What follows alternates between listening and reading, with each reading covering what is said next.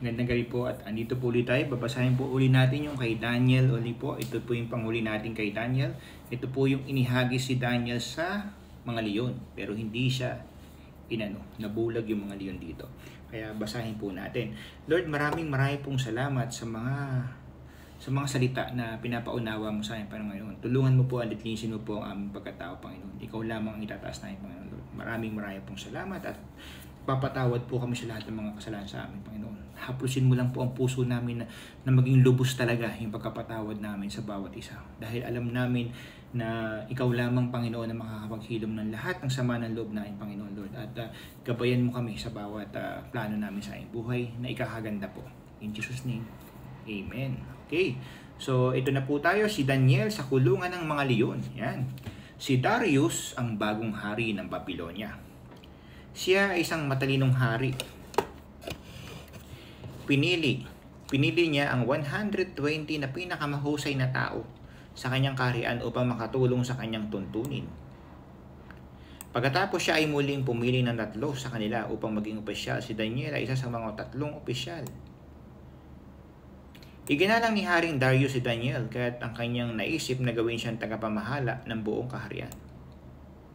Ang ibang mga leader ay nanibugho. Sila ay nagplano na hanapan si Daniel ng pagkakamali upang hindi siya masihan ang hari sa kanya. Kahit ano ang kanilang gagawin, ang mga leader ay walang mahanap na pagkakamali kay Daniel.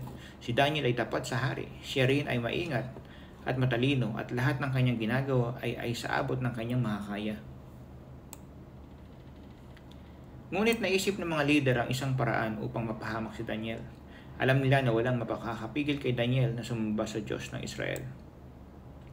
Nakaisip ng plano ang mga kaaway ni Daniel. Sila ay gawa ng isang bagong batas para pirmahan ng hari.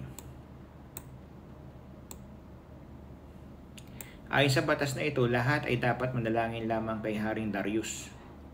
Sino mang hindi sumunod ay papatapon sa kulungan ng mga leon. Pinirmahan ni Haring Darius ang bagong batas. Ang bagong batas ay walang nagawa kay Daniel. Pinagpatuloy niya ang kanyang gawain 3 beses sa isang araw. Siya ay lumuluhod sa kanyang bukas na bintana at nanalangin sa Diyos. Nagmadali ang mga leader na magsumbong sa hari.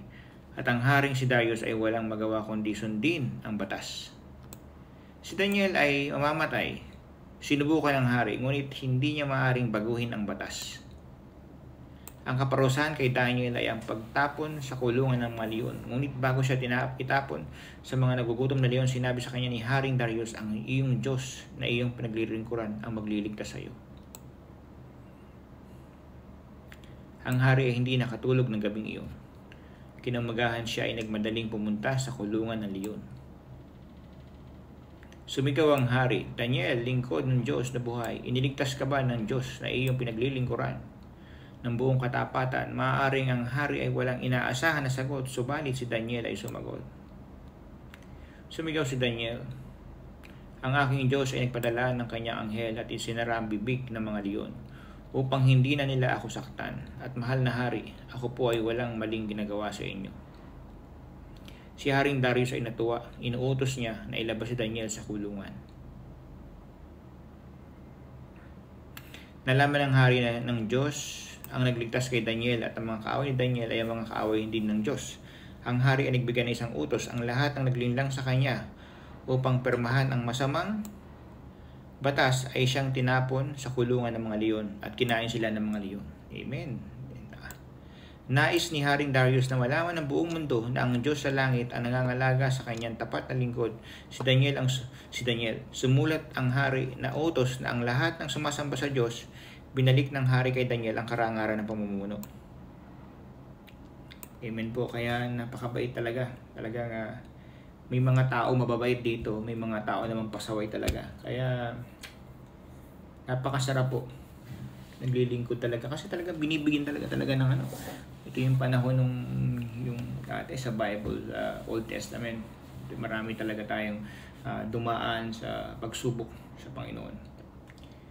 Kaya bilang sa makapagong Panginoon, sorry po, dito kailangan talaga na maging mabait lang, mabait tayo, maging mabait tayo at kilalanin natin si Kristo. Yun ang pinaka the best at gumawa tayo ng mga pagkakataon na makakatulong tayo. Yun lang po at lagi tayong gumawa ng paraan makakatulong at magpasalamat sa Panginoon. In Jesus' name, Amen. Salamat po.